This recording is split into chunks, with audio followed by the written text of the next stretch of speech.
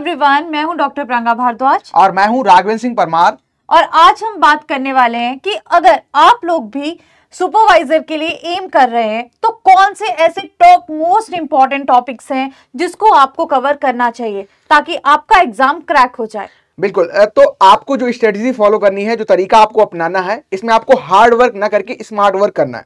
अगर आप भी चाहते हैं कुछ सेलेक्टिव टॉपिक को पढ़ना जिससे आप एग्जामिनेशन में अच्छा कर पाएं, वो टॉपिक्स आपको एग्जामिनेशन में नंबर ऑफ वेटेज जो है आपको ज्यादा देखने को मिले, तो आज हम आपको गाइड करने वाले हैं कि कौन कौन से ऐसे टॉपिक हैं जिनको पढ़ के आप एग्जामिनेशन में अच्छा कर सकते हैं। बिल्कुल, आज हम बात करेंगे आपके मोस्ट इंपॉर्टेंट टॉपिक्स के बारे में, ऐसे टॉपिक्स जिनको एग्जाम में जाने से पहले आपको जरूर पढ़ के जाना है, और ऐसे टॉपिक्स जिनको आपको बिल्कुल भी मिस नहीं करना है, क्योंकि अगर आपने इन टॉपिक्स को मिस कर दिया तो एग्जाम में हो सकता है मोस्ट इंपॉर्टेंट जो क्वेश्चंस हैं उनको आप कवर ना कर पाएं। इसीलिए ये जो टॉपिक्स हैं इनको बिल्कुल भी मिस नहीं करना है। बिल्कुल, साथ ही साथ हम आपको प्रोवाइड करने वाले हैं एक ऐसी स्ट्रेटजी जिसके थ्रू आप अपने टाइम का ज्यादा से ज्यादा यूटिलाइजेशन करके अच्छे नंबर गेन कर सकते हैं और फाइनल अपना सिलेक्शन ले सकते हैं। और साथ ही साथ किस तरीके से आपको अपनी स्मार्ट जो स्टडी है उसको करना है, ना कि हार्ड जो स्टडी है उसको आपको फॉलो करना है। बिल्कुल, आपको बनाना है balance between smart work and hard work ताकि आपका सिलेक्शन हो बिल्कुल पक्का।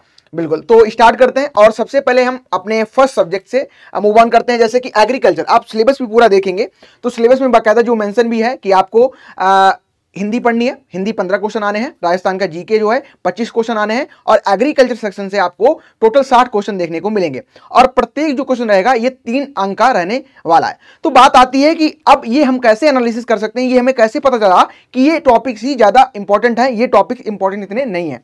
तो जब भी आप किसी भी एग्जामिनेशन का एनालिसिस करते हो तो सबसे बेहतरीन जो तरीका हमें देखने को मिलता है, ये मिलता है पीवाईक्यूज को एनालिसिस करके। पीवाईक्यूज का आपको सिर्फ एनालिसिस ही नहीं करना है, आपको वहां पे ये भी देखना है कि कौन से जो टॉपिक्स हैं ये मोस्ट रिपीटेड हैं, यहां से प्रश्न आते ही आते हैं। ठीक है, तो हमने सबसे जो पहला तरीका अपनाया, ये 5 साल के पीवाईक्यूज को उठाया और उनको हमने प्रॉपर एनालिसिस किया। वहां से हमने जो हमें रिपीटेड टॉपिक मिले उनको हमने यहाँ पे पिक कर लिया कि यानी यहां से क्वेश्चन तो हर एक साल पूछे ही गए। दूसरा, अब यहां पे हमने देखा कि हाईएस्ट वेटेज किस टॉपिक का है। अगर आप एग्रोनॉमी पढ़ रहे हो, अगर आप सस्य विज्ञान पढ़ रहे हो, तो सस्य विज्ञान में कुछ ऐसी भी चीजें होंगी जो आपको स्किप करनी रहेंगी, लेकिन कुछ ऐसी चीजें होंगी, कुछ ऐसे टॉपिक्स होंगी जो कि मस्ट रीड की कैटेगरी में आपके रहने वाले हैं, उनको आपको पढ़ना ही पढ़ना है। साथ ही साथ कुछ ऐसे टॉपिक जो आपको मैक्सिमम वेटेज एग्जामिनेशन में, यानी कि नंबर ऑफ क्वेश्चन वहां पे आपको सही करने की जो संभावना है ये ज्यादा रहे, और मोस्ट वेटेज यानी कि सबसे ज्यादा जो उसका वेटेज है एग्जामिनेशन में देखने को मिले। नंबर ऑफ बेसिस या कहें नंबर ऑफ क्वेश्चन वहां पे आपको ज्यादा देखने को मिलते हैं। तो ये तरीका आप भी अपना सकते हो, और ये हमने आपके लिए किया भी है, तो उसका कुछ हम कह सकते हैं उसके रिजल्ट के थ्रू हमें कुछ इंपॉर्टेंट टॉपिक मिले, उनको हम यहां पे आपके साथ शेयर करने वाले हैं। बिल्कुल सर, स्टार्ट करते हैं सबसे पहले कोर एग्रीकल्चर के बारे में। और कोर ऑफ एग्रीकल्चर की अगर हम बात करें, सबसे पहले हम बात करेंगे एग्रोनॉमी सब्जेक्ट के बारे में।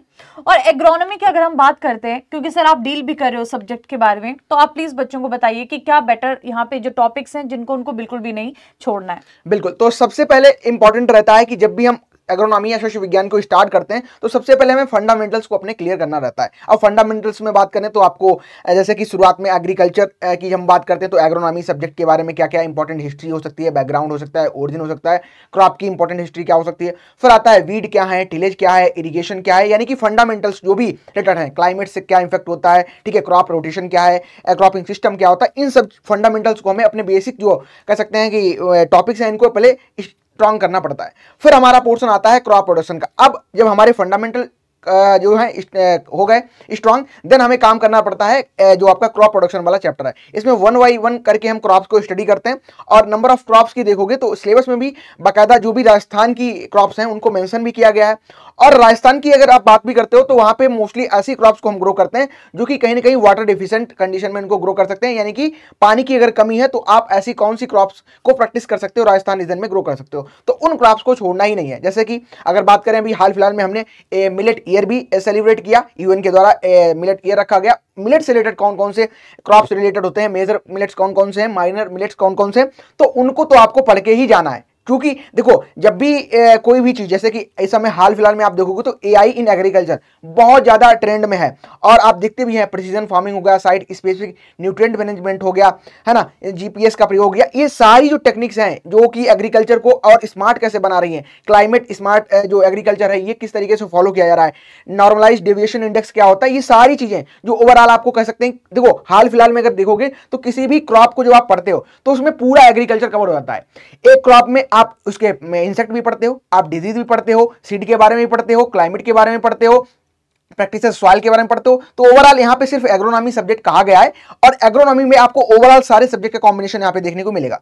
अब बात आती है कि सबसे ज्यादा इंपॉर्टेंट इसमें टॉपिक कौन कौन से हैं। तो सबसे पहले क्रॉप प्रोडक्शन। क्रॉप प्रोडक्शन में जितनी भी इंपॉर्टेंट क्रॉप है अगर आप देखोगे तो आपकी मेजर क्रॉप्स कुछ हो गई, जैसे व्हीट हो गया, इसके अलावा बाजरा हो गया। बेसिकली आपका राजस्थान जो रीजन है यहाँ पे ग्रो भी करते हैं। मस्टर्ड बहुत अच्छे, और कह सकते हैं ऑयल सीड प्रोडक्शन की बात करते हैं तो राजस्थान कहीं ना कहीं मेजर आपको स्टेट देखने को मिलता है एज प्रोडक्शन ऑफ मस्टर्ड का।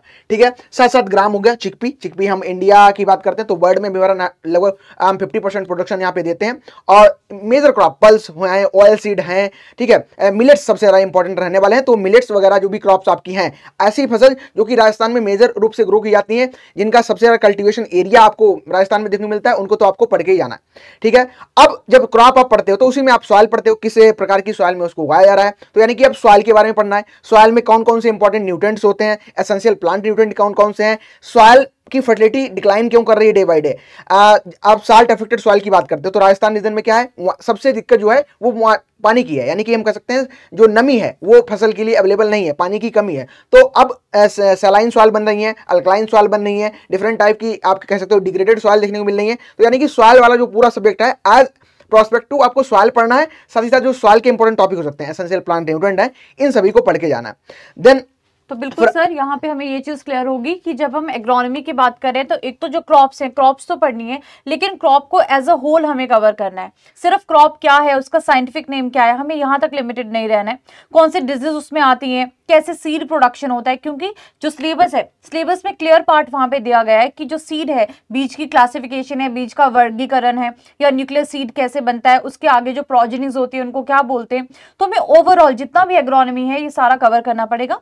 और जो राजस्थान का रेफरेंस है, राजस्थान में जो भी मेजर क्रॉप्स ग्रो होती हैं उन सब के बारे में पढ़ना पड़ेगा। अगर सॉइल की भी हम बात करते हैं तो इन जनरल तो आपको सॉइल को पढ़ना है, लेकिन जो आपका एरिया स्पेसिफिक चीजें हैं, जैसे कि राजस्थान के सॉइल की सर ने बात की, तो राजस्थान की सॉइल को भी आपको कवर करना है। लेकिन सर उसके अलावा भी हमारे पास कुछ सब्जेक्ट्स हैं, जैसे कि वीड मैनेजमेंट की अगर हम बात करते हैं या इरिगेशन की बात करते हैं, तो वो बच्चों को कौन से टॉपिक्स ऐसे हैं जो बिल्कुल पूरे कवर करने चाहिए? बिल्कुल, तो जैसे कि आप इरिगेशन की बात करते हो, ठीक है, इरिगेशन मेथड अगर आप राजस्थान में फॉलो करते हो तो बहुत सारे ऐसे ट्रेडिशनल मेथड हैं, ठीक है, जिनको ऑल ओवर इंडिया में अगर आप देखोगे प्रैक्टिस नहीं किया जाता है, लेकिन राजस्थान स्पेसिफिक रीजन में उनको प्रैक्टिस किया जाता है। वाटर मैनेजमेंट के लिए हम बहुत सारे रिजर्वायर्स, पॉन्ड्स वगैरह बनाते हैं, उनकी स्ट्रक्चर कैसे कंस्ट्रक्ट होती है, उनमें मटेरियल कौन कौन सा यूज करते हैं। तो इस तरीके से आपको अप्रोच लेके चलना है कि जो आपके स्टेट में चीजें हो रही हैं उनको तो आपको जान के ही चलना है। साथ ही साथ जो अदर कह सकते हैं जो मॉडर्न अप्रोच फॉलो किया जा रहा है, जैसे ड्रिप इरिगेशन है, स्प्रिंकलर इरिगेशन है, इनमें वाटर की सेविंग कितनी होती है, या इनका पूरा ओवरऑल कॉन्सेप्ट है, इसको आपको समझ के जाना है। क्योंकि एग्जामिनेशन में ड्रिप इरिगेशन हो, चाहे आपका वीड मैनेजमेंट हो, खरपतवार कौन कौन से लगते हैं, इनसे क्या क्या हमें डिसएडवांटेज देखने को मिलते हैं, बेनिफिट भी होते हैं बहुत सारे। आपका अगर पढ़ोगे तो एडवांटेज भी हमें वीड के देखने को मिलते हैं, एज ए उसको एस्थेटिक वैल्यू के लिए, मेडिसिनल वैल्यू के लिए बहुत सारे प्रयोग हमारे होते हैं, उनको आपको ओवरऑल जो है वो आपको पढ़ के जाना रहेगा। मतलब कि जो सिंचाई है, सिंचाई की जो सिस्टम है, इरिगेशन सिस्टम है, वो पूरा आपको कवर करना पड़ेगा।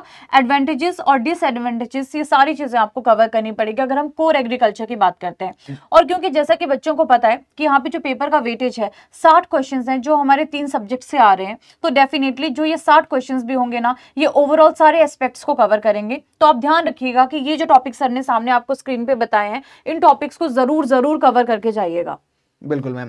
तो साथ ही साथ देखो एग्रोनॉमी का जब आप सिलेबस देखोगे तो उसमें सीड साइंस भी मेंशन है, तो सीड साइंस मैम आपके साथ डील करेंगी और सीड साइंस को आपको पढ़ के जाना है। ठीक है, एक बार आपको हमने सिलेबस प्रोवाइड भी किया है इससे पहले, और एक बार यहाँ पे आपको मेंशन भी हमने कर दिया है कि कौन कौन से टॉपिक है मोस्ट इंपॉर्टेंट है।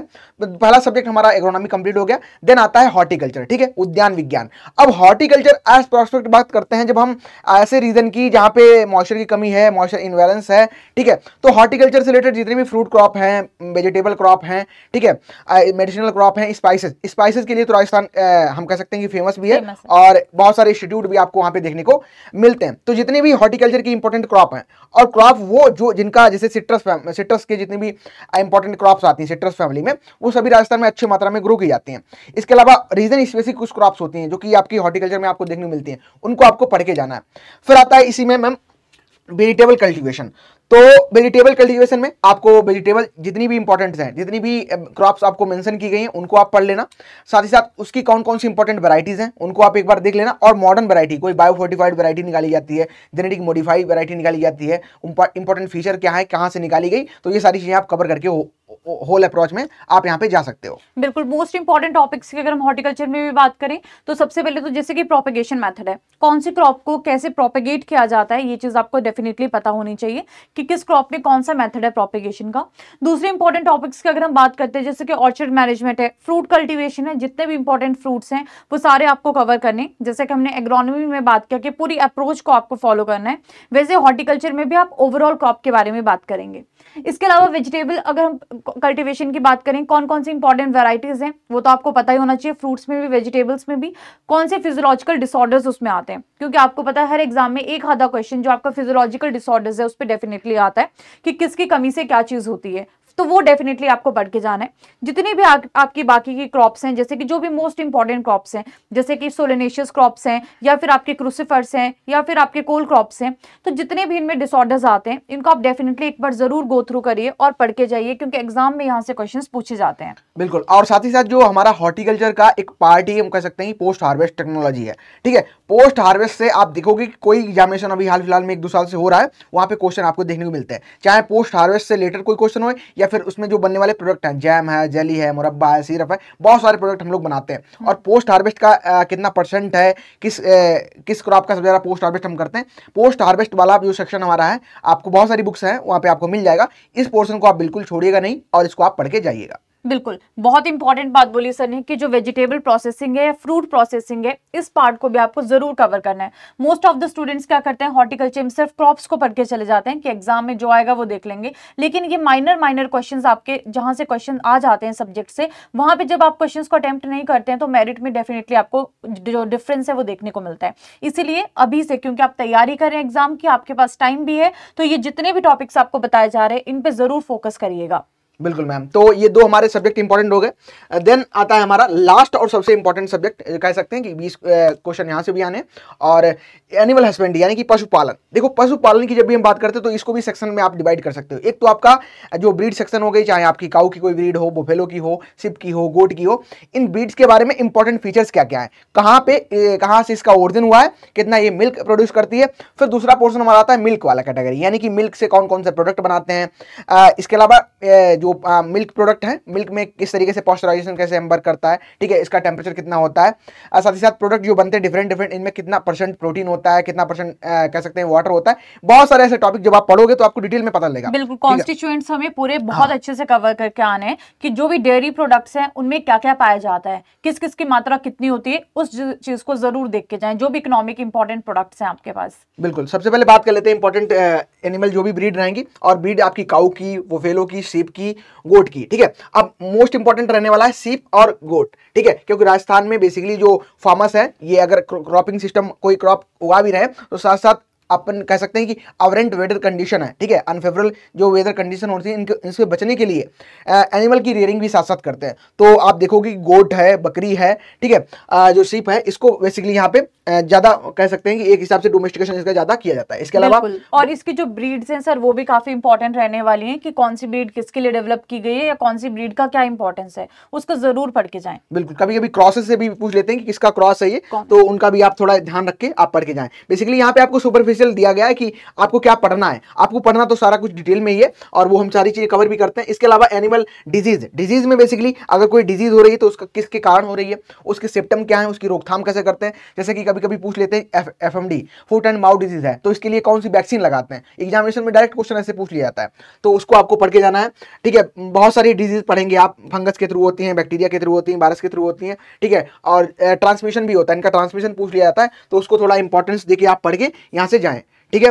देन मैम आता है डेयरी साइंस वाला। अब ये बेसिकली आपका रहने वाला है मिल्क सेक्शन, ठीक है। मिल्क मैंने अभी आपको डिस्कस किया था कि मिल्क से बनने वाले प्रोडक्ट कौन कौन से हैं, ठीक है। या पूरा डेयरी वाला है कि जैसे एनडीडीबी की स्थापना हुई तो फ्लड जो आपका ऑपरेशन व्हाइट रेवोल्यूशन जो हम कह सकते हैं, दूध क्रांति आई, इसके कौन कौन से चरण है, आनंद अमूल जब आप पढ़ते हो तो अमूल का पूरा नाम क्या है, ठीक है।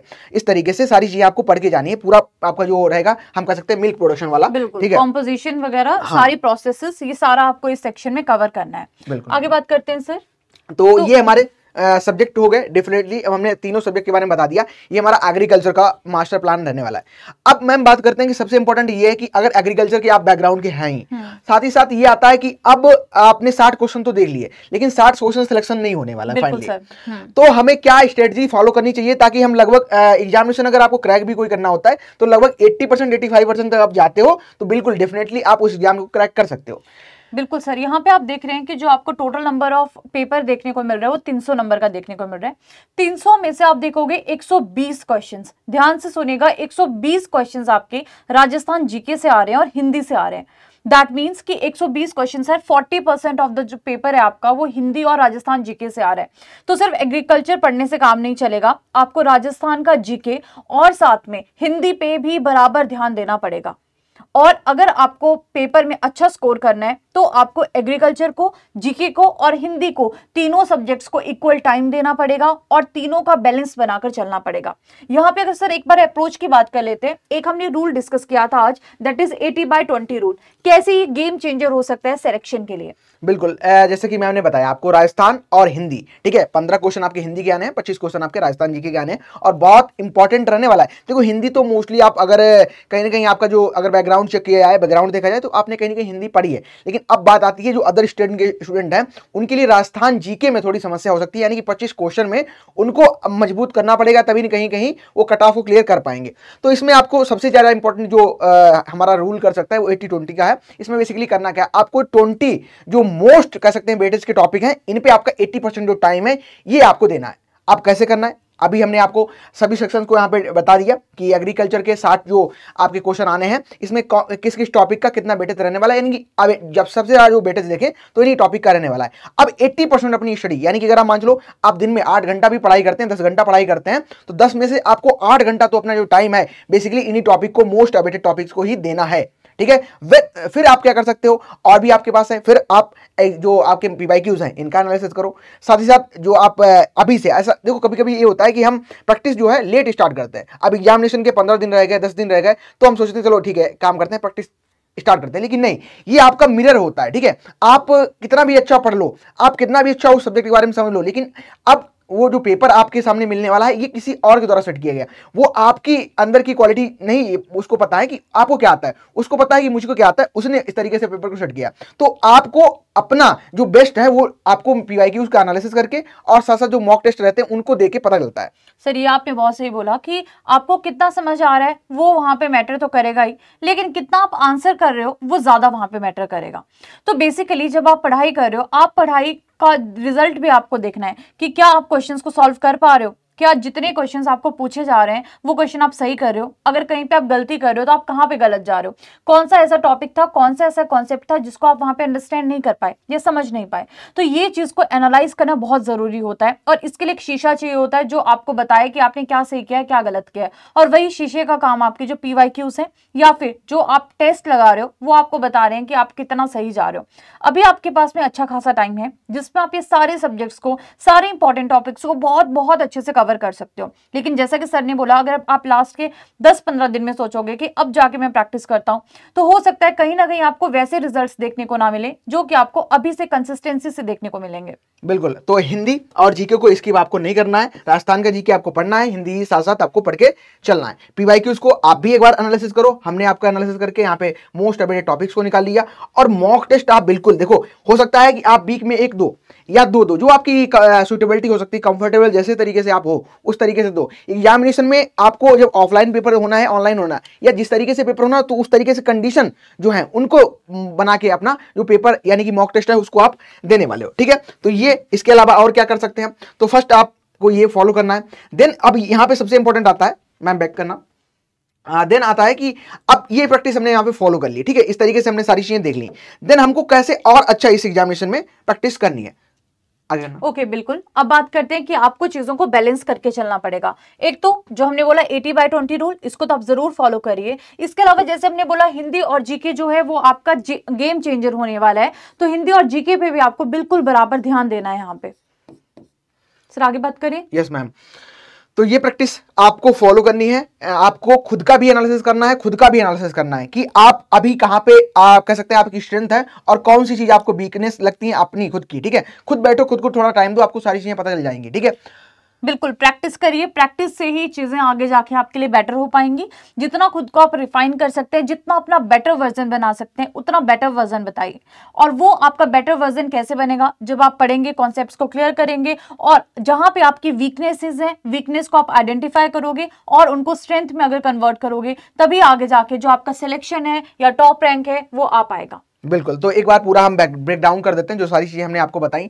फर्स्ट थिंग आपको क्या करनी है, जो इंपॉर्टेंट जिनका सबसे ज्यादा वेटेज है एग्जामिनेशन में, वो आपको कैसे पता लगेगा, PYQs के थ्रू। तो PYQs को निकाल लीजिए प्रिंट आउट, या तो आपको जो हमने अभी इंपॉर्टेंट टॉपिक बता दिए उनको आप लिख लीजिए और उनको आप प्रैक्टिस करिए, उनमें अपनी जो पकड़ है उसको और मजबूत करिए।